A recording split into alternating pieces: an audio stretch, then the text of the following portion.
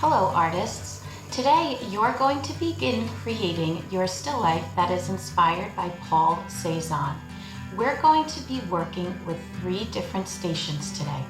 One station will begin painting apples, one station will begin creating their basket, and one station will begin creating their background. The station that's going to create your basket, you are going to start by understanding what a basket weave is. A basket weave is something that's woven in a pattern and it's used to create a basket. Look at the horizontal and vertical lines in that basket. A basket weave is made by a series of vertical and horizontal lines that go in an over-under technique. Do you see the pattern?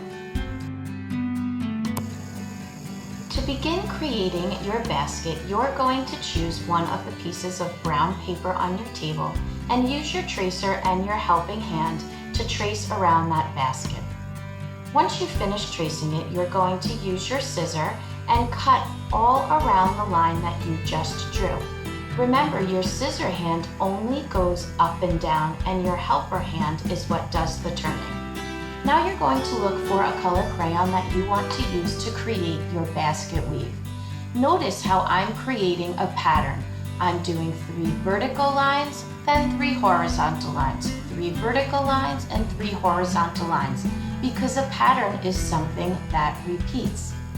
Each time I go to a new line, I change up which way my pattern starts.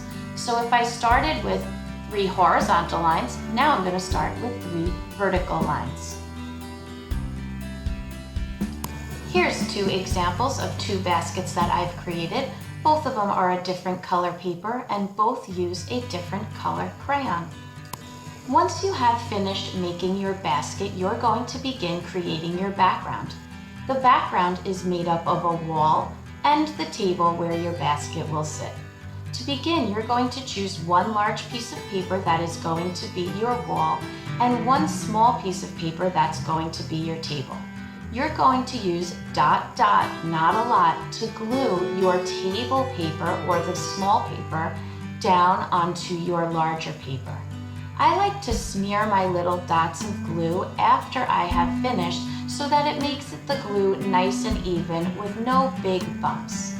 I'm going to take that piece that I glued and flip it over and line it up with the bottom edge of my paper. Notice how the sides line up and the bottom lines up. I'm also going to rub it down so that glue really sticks. Now I'm going to think about lines and shapes and how I can put those together to create a pattern for both my wall and my table. I really love polka dots, so I'm going to make a pattern of a polka dot wall. My paper is blue, so I wanted to use a color that is different than blue, so it stands out.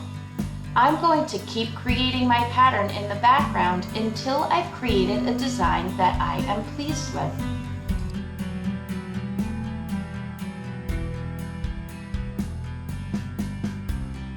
Now I'm going to design a pattern for my table, but here I am going to create a pattern that is different from my background.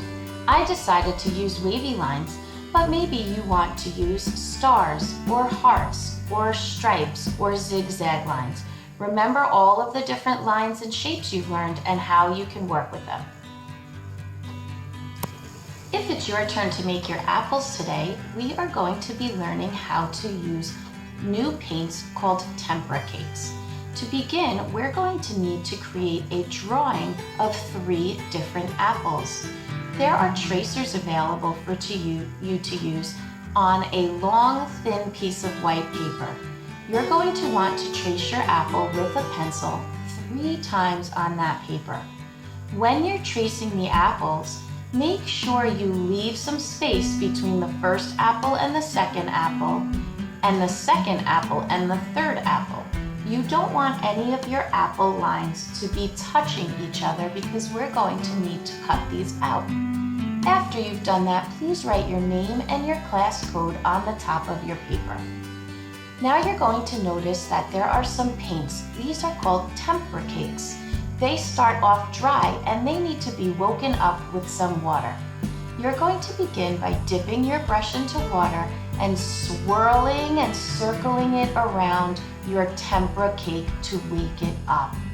Swirl a lot of times. You have to really get that paint going to create a bright, beautiful color.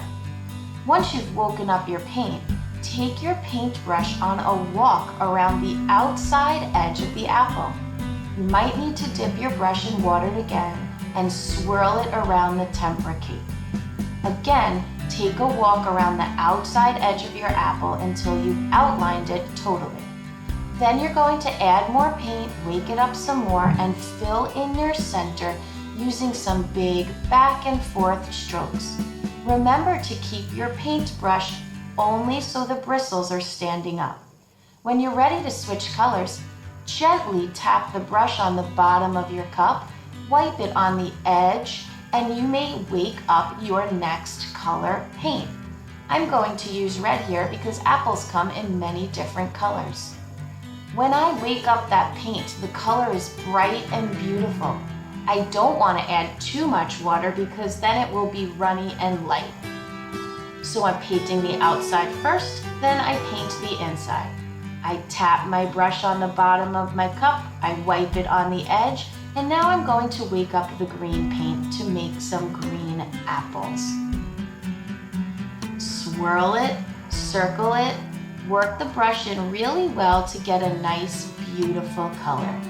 Take your time here to control your brush so that it stays inside and you don't have paint all over your paper. This will make it easier for you to cut out. Once you are done, please bring your painting to the drying rack, put your brush in the bathtub, and wipe up your spot.